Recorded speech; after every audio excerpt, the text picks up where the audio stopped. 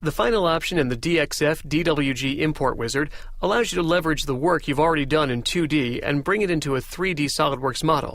Since most of the information needed to generate a 3D model already exists in your 2D designs, SolidWorks can use that as the basis for the 3D geometry.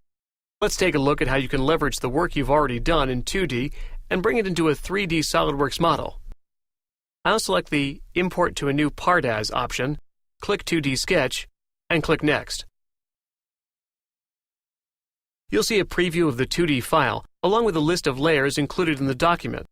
For the purpose of converting to 3D, you only need the object lines that define the part's geometry. You don't need dimensions, notes, or the title block, so you can turn off as many layers as necessary to clean up the drawing. I'll turn off all of the layers except for the object lines.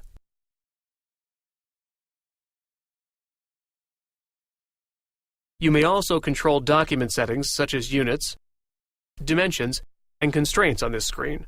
At this point, I could click Finish, but I'll hit Next to see some more options. Here, I highly recommend having the Merge Points Closer Than option checked. I'll set a distance of 0.001 millimeters. If there are any gaps in the original 2D geometry, you may have a hard time extruding the 3D geometry as a solid. I'll leave the other options as they are for now and click Finish. When I do, SolidWorks opens the sketch and places it in the 3D environment. If I rotate my view just a little bit, you'll see that we're actually working in 3D.